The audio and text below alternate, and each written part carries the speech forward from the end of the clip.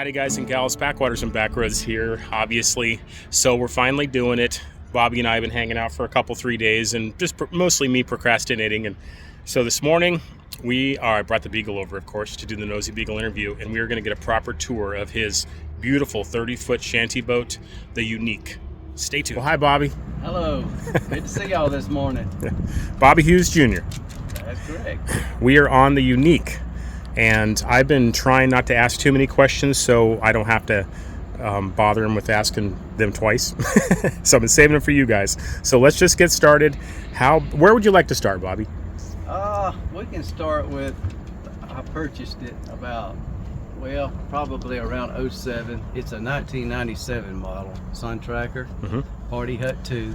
Okay, can you explain the difference between the Party Barge and the Party Hut like you were telling me? Well, the Party Hut 2, they quit making it around 2000 and went to the Party Cruisers. The Party Barges is going to be more of a half cab, where this has got a full cab. Party Barges had the canvas that you had to snap in place. Yeah. So yours came with the full cabin for the most part, like it has all the walls. It's not just that backside. Mine come with the full enclosure. Gotcha. Yes. It's a 1997. It's a 97 model, which I've done a whole lot of work to it. All the exterior walls has been replaced. Yeah, tell us a little bit about that. You were talking. Hey guys, we got to meet Alan from Jones World. I'll show you something about that. And he came to visit us for an hour or so, and it was like a meeting of the minds because they had a big 30-footer also. But yeah, Bobby, can you tell us about how you resheathed and improved the cabin? Yes, on the exterior walls, after I had everything pulled out, I sandwiched a Vantec. It's called a Vantec? Yeah, between my sheets of aluminum metal. The siding is just like on the cargo trailers. Oh, okay, like a cargo trailer. Okay. Yes, I use that. It come in like 5 by 10 sheets. Did you pull all the windows and doors and everything when you did that? Yeah, all the windows, doors, everything come out of it. And on the inside, I replaced it with a 4x8 beaded pine. So what do you call this? It's a beaded pine. Beaded pine. Yeah, it's got like 2-inch centers. With insulation in between? The Vantec is being used as the insulation. Okay. It's 3/4. What is the size of the cabin? This actual living quarters is 10.5 feet by 8'6". And then I got a back porch area, which is where I've got my generators and everything else in the rear. It's about a 6 by 8.5. You do a lot of travels with your wife, right? Yes. Yeah. We'll get to that because you're not the average shanty boater. You take this thing where places that most shanty boaters don't, and you've been a lot of places, but I'll save that. So you have two bunks here. So you guys you sleep separately, or just use one for like a couch, or? Yeah, we sleep separately. I don't think we could get on that. No, hey, there's some couples. That's all they can do. I've been there. But I put 2 twins. This used to be a table with benches on each end. What's here? Like a dinette. Yeah, like a dinette, and there was a little corner bathroom over on that side. Oh yeah, those have to go. So I pulled it out so I could put it in the rear. Yeah. But yeah, we'll get to that too. So then you have kind of like a kitchenette here with a refrigerator. Refrigerator. Microwave. Yep. And some cabinets. Can you tell us anything about the roof? Do you do some improvements to that, or? I didn't have to do much to it. All I done was put the rubber vinyl on top. I had to replace it because it was dry rotting and it started to want to leak. So I redone that years ago. And you have AC? Yeah, so I put a new AC in it. It's got heat in it also. We call that like a split unit? Yeah, similar to that. Okay. Yeah. And you run it off of generators? Or I can run it off of regular shore power. Oh, okay. How big is your front deck? It's 12. Yeah, it's 12 by 8.5. Let's look at that for a second. So, you guys are probably noticing this. We'll get to that. Let's talk about this, Bobby. Tell us about this beautiful thing right here. Well, one thing, I hated to have junk spread all over the boat, so I got to looking and found this thing over in, it's a cargo box, but I found it over in South Carolina. All aluminum. All aluminum. It was already built and everything. So I picked it up at a good deal, I thought, for $400 because this thing that is a good deal. It would be expensive. Oh yeah, you couldn't even source the aluminum for that. Anyway, I have a 50-gallon fuel tank in it. Can we look inside? Yes. Here, I'll move my stuff here. So Bobby, it's probably a good time to tell folks how much fuel you can, when you're fully loaded in fuel, how much can you carry? Well, what I have that's on the boat outside of jugs and stuff like that, I can haul 130. That's inboard. I've got a 50 here and a 50 over on the port side and a 30 on the starboard side. So 50? This is a 50, yes. And then you have another 50 in back. And another 50 in the back. And then a 30 on the other side. Yeah. But when you hear about some of the trips that he's done, you're going to understand why he can carry so much fuel. But again, we'll get to that. So what else you carry in here? Oh, a little bit of everything. I got my tools. I got extra props. I got helmets. It's everything. Chairs. Yeah, just keeps it all out of the way. Everything is out of the way. And then when it's closed, you actually have some usable space. You could sit up there, put a little mat. You could lay down up there. You could lay out and get a tan. Yeah. Bikini-clad Swedish tourists that you pick up once in a while. I know that happens to us all the time. So. But I don't know if anybody would want to look at me out here getting a tan, but anyway. And then on the other side of the front deck here, you have this. I know someone who does this too, except it's not as nice. Tell us about this. My Honda Girl? Yeah. Man, yeah, I love that thing. 125 miles to the gallon, it's regardless amazing. how I drive it. Amazing. But it's light, easy to get on and off the boat. Yeah. What does it weigh? It weighs 235. Okay. Yep. That's perfect. It's easy for me to pick up the front end, get it on dock, and then roll it forward, and then put the back on. Yeah.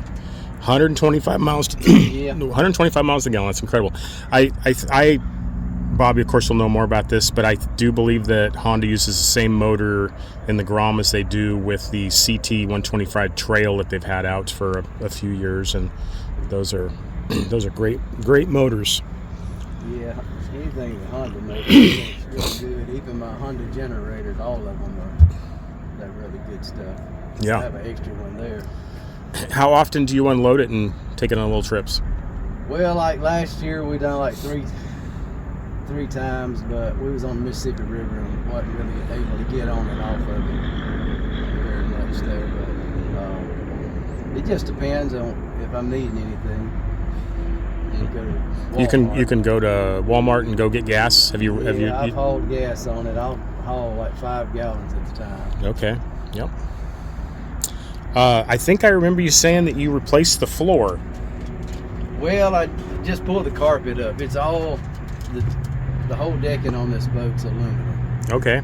All right. Yeah, that's another one of those guys. I'll just say this here really quick. If you maybe Bobby will back me up on this. You know, folks ask me all the time, you know, like what's a great base to get started when you're building your shanty boat, and I tell them, well, the Tracker. I mean, Tracker pretty much makes all these, right? Like they make the barge and the buggy, the bass buggy, things like that. And they are a great start. And they come in all sorts of sizes. They usually have really big tunes. They use really good aluminum, from what I can tell. And occasionally they built some models that have aluminum decking as well, so you're not messing with that falling apart wood after a while. And this is one of them. Have you found this to be a really good base to build your machine? Yeah, I love the aluminum base. Yeah. Yeah, just kind of wood more, you know. They either rot out. Yeah, rot out and heavy. Yeah, and heavy. Yeah. But yeah, what I done was just after I pulled it up, I painted it this year. I'll see how it's gonna hold up. If it don't, then I'll do something different. But. Mm-hmm. And you were trying to take a guess about how much you think this entire boat weighs. You're eventually going to weigh it, but what was your guess? I'm guessing it's somewhere around 7,000 to 7,500. Yeah, I would say it's all that. Absolutely, it's a big. When I first saw you online, I was like, that thing is an adventure machine. That's what I would have called it, the adventure machine. This thing is so badass. Yeah, I've added a third tune, so I've got one right down the center. Yeah. So it's my 2 outside ones are 24-inch round, My center tune are 25. 26 on the outside? 24 on the outside. 24, okay, and you're 1 inch bigger. 25 bigger, yeah. Gotcha. On the inside. And I skinned everything from about 4 foot from the end all the way to the rear. When you say skinned, what do you mean? All my floor joists it's got aluminum siding or aluminum metal. Oh, up okay. Against it, so when the water hits it, it don't slap against the floor joists. Oh, it kind of gets the water kind of away from the boat. Miles an hour or so in speed too. Yeah, interesting. Yeah, I wish I'd be able to get under the boat to see that, but I think I understand what you're talking about. Can we show them your trolling motor up here? Yes, go ahead. So, guys, a little plug for those that don't know or newbies. We have a Facebook group called the Shallow Drafter Shanty Boat Club, 21,000 members and growing, and I'll put a link in the description of all the videos, and come be a member. You don't have to have a shanty boat to be a member, just a dream. So okay, guys, Bobby, tell us about your trolling motor and why you picked this one. I picked this one. It's a Has-Wing. Actually, it's the first one I've ever owned, that brand, but it's a 12-volt system, but it's all wireless. I've got a remote to it and a foot controller that's remote. So when I get in the locks, I can keep the bow over next to the wall till I can get tied off. Yeah. But that's the main reason I got this one, because my other one was all manual. I was out here trying to cut switches on and off. Yeah, you can just hang the thing around your neck, right, and just run it? Yeah, I hang it around my neck and just push buttons. Mm-hmm. Yeah, cool. And 12 volt too. It means you can just run a normal battery. Yeah, I run wire all the way to the rear of the boat so I could get all my batteries off my front deck. And I saw a looper flag. So the white means that you're still in the process of doing it. Yeah, I've done about 2,000 miles of the loop so far. Yeah. Okay, we'll get to that. I'm saving that for last. All right. All right. How about I follow you to the back? Why don't you show us what's going on in the back of the boat? All right. Let's go see. All right. So, sliding glass door. Yeah. It comes into this very unique feature about this boat. Tell us about it. Yeah, the boat actually come with sliding glass door, so I didn't have to put that part in, but it's got the front and the rear. But this back part was all canvas at the time when I purchased it. It leaked a lot, always having a lot of upkeep, so I decided I would put regular roofing metal on the top. And then last year I sheeted the sides and the back part in and closed it in, so I wouldn't get any blowing rain from the rear. And then that's when I put my extra 50 gallon fuel tank. Okay, so here's another 50. And then you say you have a 30 that's probably came stock. And then I got a 30 that's stock that's in here. So what I'm doing with my 30 though is I run my 2 generators off this 30. Okay. So I've got them both tied together with parallel cables so that I could run both generators if I'm running like the air condition or something. Yeah. Now, I want to make sure that folks are understanding this. I think this is pretty cool, and it's a really smart way to utilize what's already here. So this was the framing for the canvas, call it like a bimini, and he just used the framing but put solid roofing on it, and it stays light and it gets the job done. And I think it's genius. I've had a similar idea when being on a budget about trying to build a cabin that's lightweight. Is just use the already existing framing. Yep. You want to tell us about the toilet? Well, it's a toilet. What kind of toilet is it? Well, it's actually a RV toilet. Like a composting toilet, would you call it? No, it's not really a compost toilet, but it's just a regular RV toilet. Okay. And you have a holding tank also, don't you? Yes, I have a holding tank also. Yep. And you also have a shower, the coveted shower. That means you can actually have a lady on board. Yeah, I've got a little portable hot water heater. It's gas.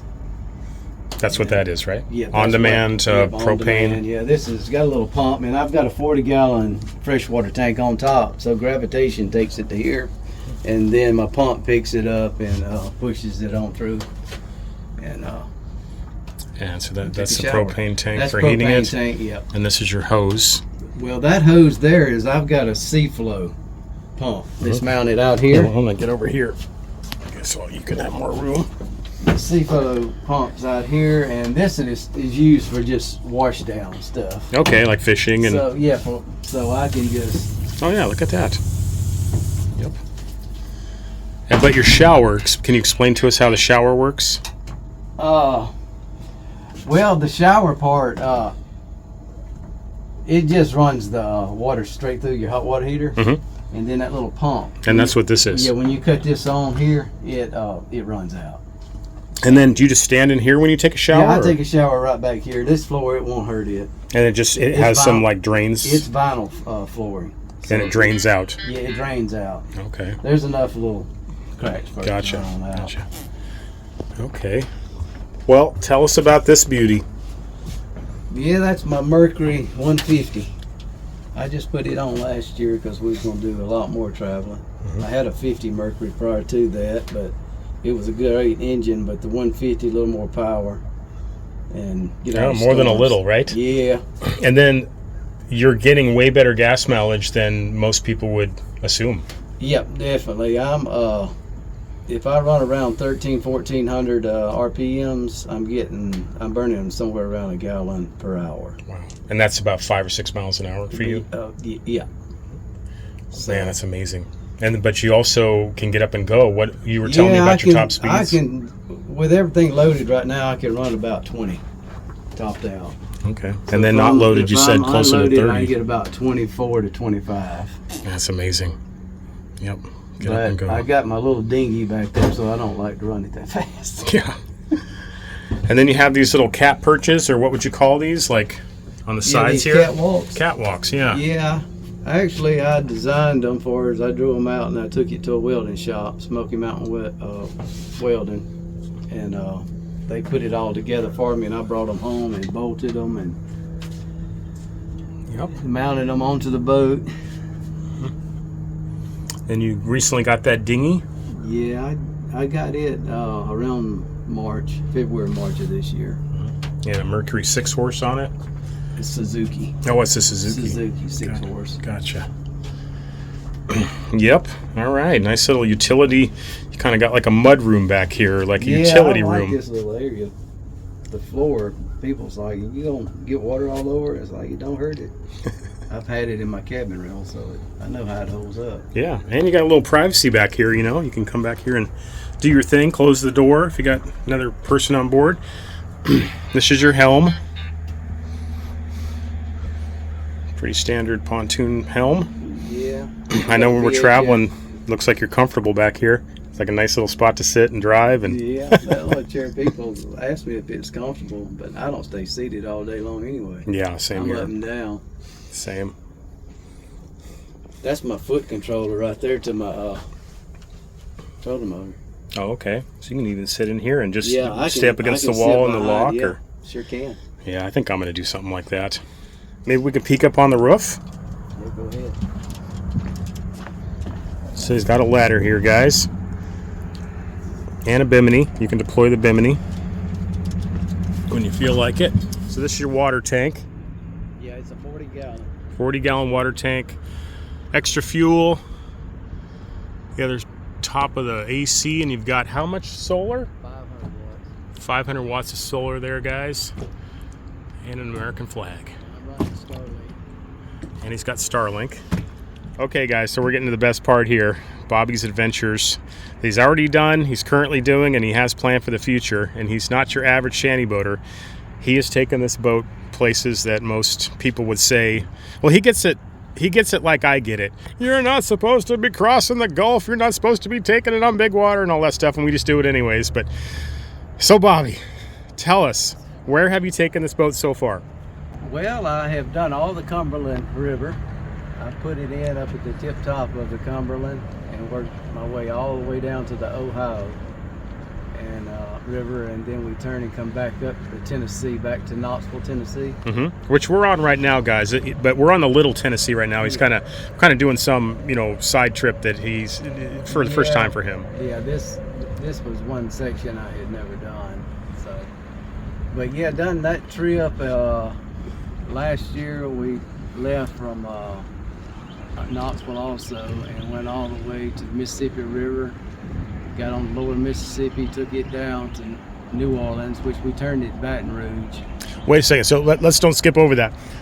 You went all the way to.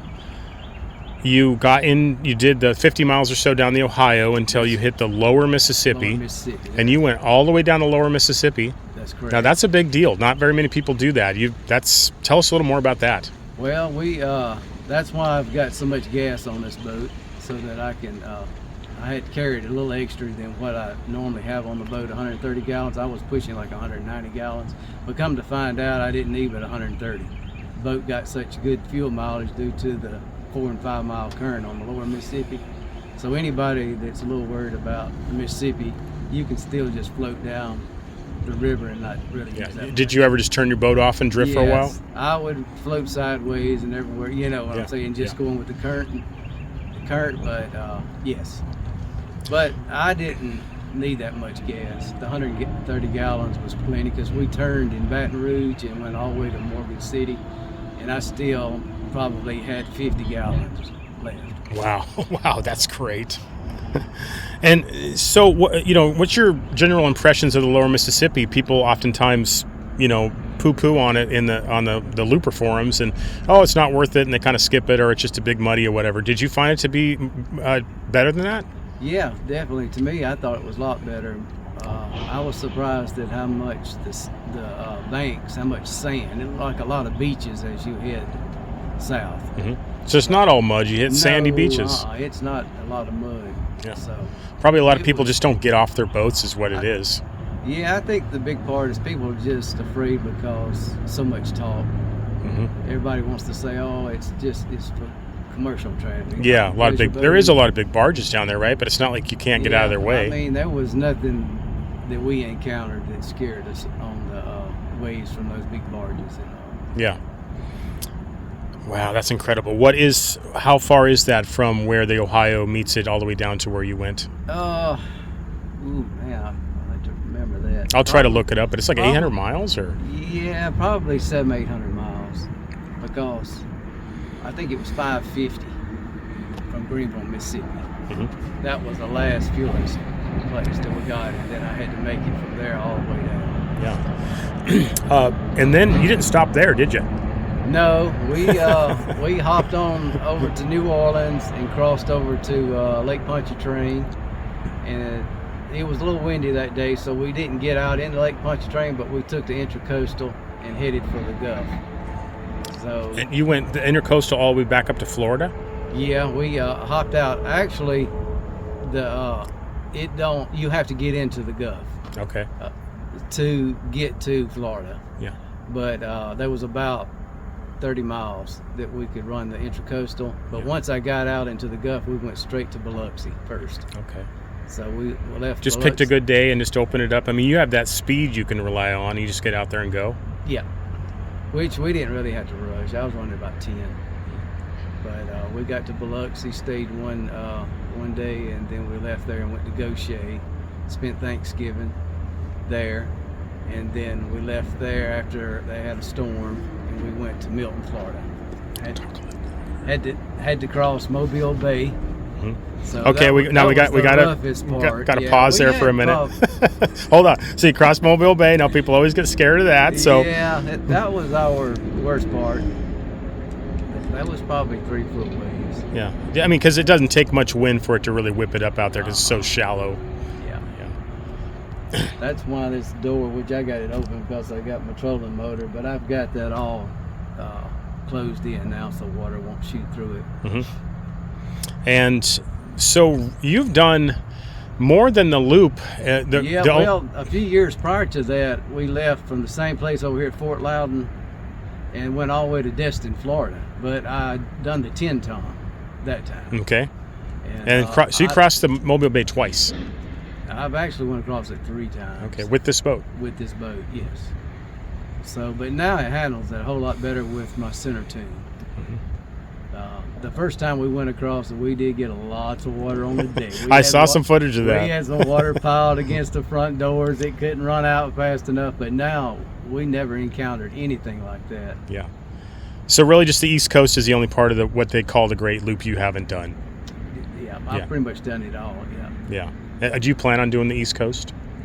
That I'm planning on doing that, yes. I was hoping to do it this year. That was my plan, but I don't know yet. Mm-hmm. We'll see how far I get this time. Yeah, get up in the Great Lakes. Come visit us. I'm not sure if you can get under the trestle, but we can try. Yeah. If you can park in front of my house. Well, cool. So if folks want to follow along with your adventures and want to see the adventures you've already done, where could they find you? Well, I've got Try Tune in the Loop.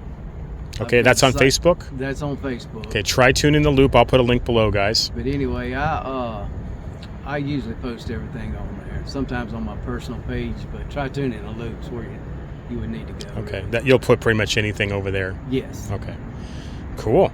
Man, I wish you had our YouTube channel because we'd be following you there. I hadn't figured out how to do that yet. Well, okay. Well, this has been awesome. Thank you, Bobby, for showing us your amazing adventure machine, the Unique. And if folks have more questions, can I send them on to you or send them on to your Facebook page and they can ask them there? Yes. Okay, because I know a lot of folks are building. A lot of folks are building shanty boats right now, and a lot of folks are even starting with similar bases like this or looking for them. So it's a good way to start. That's okay. the word. Thank you. Thank you.